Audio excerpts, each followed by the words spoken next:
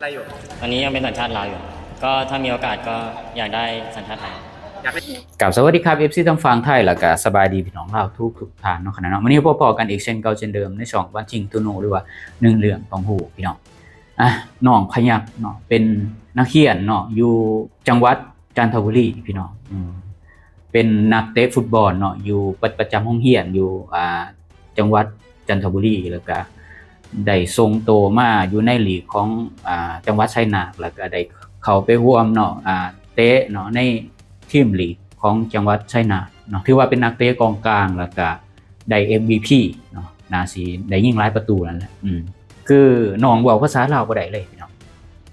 น้องเป็นคนลาวแต่เว้าภาษาลาวบ่ได้เนื่องจากว่ามาเกิดมาใหญ่อยู่ประเทศไทยเนาะพ่อแม่เป็นคนแขวงคำมวลมาเฮ็ดเวียกอยู่จังหวัดจันทบุรีเพราะว่าคนลาวเฮ็ดเวียกหลายเด้อยู่จังหวัดจันทบุรีเนาะต่างชื่อเสียงเนาะน้องเนาะตอนที่เขาสัมภาษณ์น้องกันอยากได้สัญชาติไทยถือว่าดีพี่น้องเพราะว่าสิได้มีอนาคตพี่น้องแต่ว่าน้องก็ได้เคยถือเอิ้นโตไปเตะให้ทีมชาติลาวแล้วก็ได้เอาชื่อของน้องเข้าไปอยู่ในทีมชาติลาวพร้อมแต่ว่าน้องเกิดอยู่ไทยใหญ่อยู่ไทยเนาะ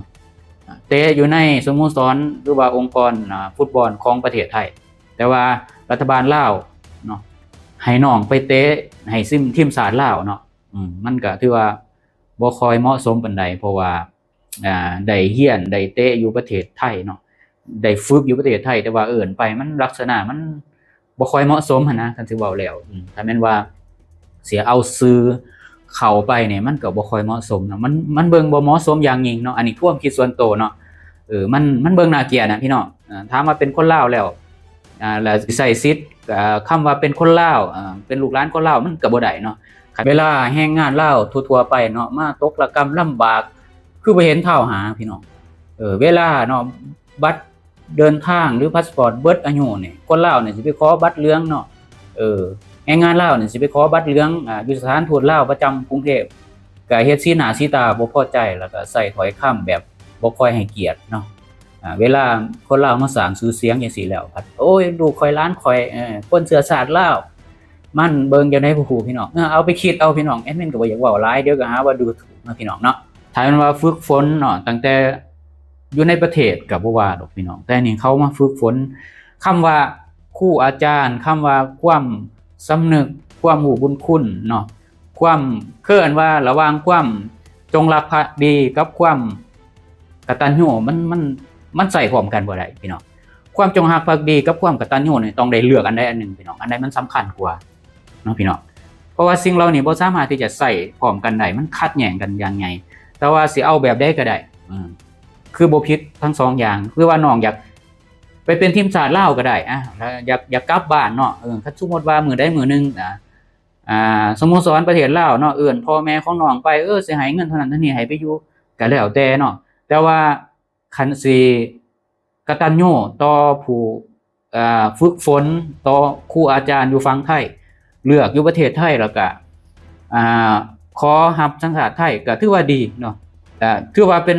บุพการีอีกอย่างนึงเป็นผู้ที่เลี้ยงลูกปูเสือให้เติบใหญ่ให้มีอนาคตแอนเห็นว่าถ้าน้องไปอยู่ประเทศลาวนี่คือสิจบได้เท่านั้นแหละบ่ฮู้ว่าสิพัฒนาหรือบ่เพราะว่ามันคันใดไปอยู่แล้วมันต้องตัดขาดกันเนาะพี่น้องน้องก็ต้องไปฝึกใหม่ภาษาลาวใหม่ซึ่งตามที่เบิ่งแล้วนี่น้องนี่บ่อยากกลับลาวแท้ๆเพราะว่าจิตใจน่าสิเป็นไทยเบิดแล้วเพราะว่าใหญ่อยู่นี่แล้วก็น้องกลับไปสภาพแวดล้อมมันต่างกันกลับไปเนาะบ่แม่นว่าแอดมินดูถูกพี่น้องถนนหนทางนี่ซ้ำฟ้ากับเหวเลยมันผู้ใดเคยเล่นเกม GTA เนาะข้ามไปเม็กซิโกเนี่ยคนละอย่างเลยเวลาเฮาข้ามไปเม็กซิโกก็สิคนละโลกเลยแบบเดียวกันนั่นแหละต้องแยกแยะออกระหว่างความกตัญญูกับความจงรักภักดีเนาะความจงรักภักดีต่อชาติบ้านเมืองเนาะถามว่าสำคัญบ่สำคัญแต่ว่ากลับไปแล้วมันสิพอปานใดพี่น้องมันสิเฮ็ดให้พอปานใดในเมื่อว่าเฮาไปอยู่ในสถานที่มันบ่ได้เฮ็ดให้เฮาเติบใหญ่บ่ได้เฮ็ดให้เฮาพัฒนาเพราะว่าหยังเพราะว่า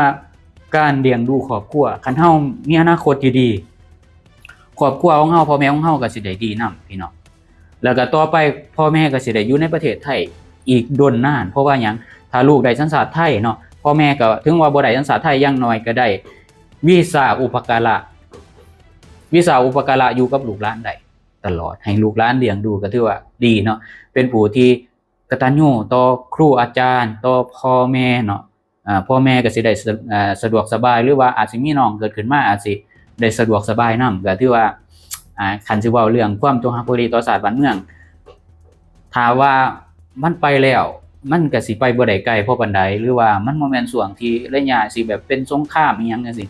แอดมินว่าบ่จำเป็นก็ได้ให้เลือกอย่างใดอย่างหนึ่งก็ได้อันนี้แอดมินนี่อยากฝากในความที่แบบควรที่สิเป็นนะในความที่เนาะผู้ที่เลี้ยงดูเนาะควรที่จะได้รับสิทธิ์หลายกว่าสมมุติเนาะสมมุติว่าพ่อแม่เนาะออกลูกมาบัดนี้พ่อแม่เลี้ยงบ่ไหวมันบ่ล่ะก็ส่งลูกไปให้อีกคนนึงเลี้ยงสมมุติเนาะนี่มันเปรียบเทียบเนาะเอาไปให้พ่อแม่คนนึงเลี้ยงเขาเลี้ยงจนได้ห้ำได้เฮียนจนได้เติบใหญ่เป็นเจ้าเป็นนายแล้วต่อไปแล้วพ่อแม่ก็สิมาทวงคุณนะสิเจ้าต้องมาเบิ่งแย่งคอยคันแม่นลักษณะแบบ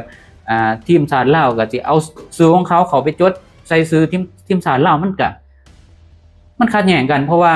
น้องนี่ต้องได้ตัดจากทีมของไทยไปอยู่ลาวเด้พี่น้องแล้วก็น้องสิเอานำบ่เพราะว่าน้องเกิดอยู่นี่จนเว้าภาษาลาวบ่ได้พอตามที่มีนักข่าวไปสัมภาษณ์เนี่ยไทยเป๊ะเลยไทยกลาง 100% เลยแบบสำเนียงเป๊ะเลยน่าสิบอกภาษาลาวหน่อยเดียวหรืออาจสิบ่ชัดเจนนั่นแหละเนาะอันนี้คือตัวอย่างเนาะการที่คนลาวเข้ามาเนาะในประเทศไทยนี่มัน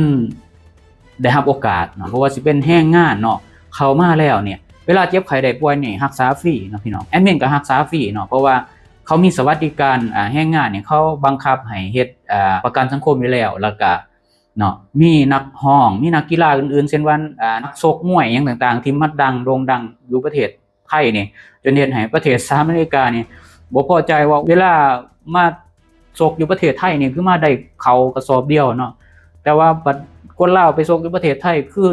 ได้บ้านได้รถอีหยังประมาณนี้ตามที่เป็นข่าวมาพี่น้องนี่แหละเนาะว่าสิเป็นนิดไอดอลเนาะคือบาววินนะสิเป็นเศรษฐีเนาะระดับ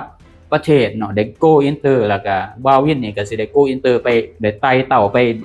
สูงกว่านี้อีกนี่คือระบบการปกครองระบบที่มันเป็นทุนนิยมเขาเป็นระบบที่แบบว่าเอื้ออำนวยให้แก่กันเนาะก็คืออาศัยไผเพิงกันสิต่างจากสังคมนิยมนี่ผูกขาดพี่น้องคนที่จะได้เข้าไปอยู่ในทีมชาติของลาวแท้ๆนี่ตามปกติแล้วเนี่ยต้องมีเส้นมีสายเนาะเพิ่นสิดึงเอาญาติพี่น้องเพิ่นก็ไปฝึกไปแอบให้เป็นทีมชาติลาวแต่สุดท้ายมันก็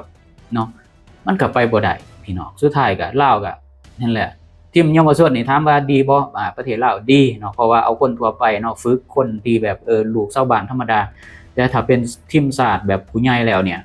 ประเทศลาวนี่ห่วยที่สุดเนาะก็สิเว้าแล้วเนาะสู้พม่ายังบ่ได้เลยเนาะโอเคสำหรับมื้อนี้ขอบใจขอบคุณสำหรับ FC ทุกท่านที่ให้เกียรติเข้ามาติดตามฟังรับชมหรือกดไลค์กด Subscribe เพื่อสิบ่พลาดคลิปต่อไปอีกทีต่อไปสำหรับมื้อนี้ขอกล่าวคำว่าสวัสดีครับสบายดีบาย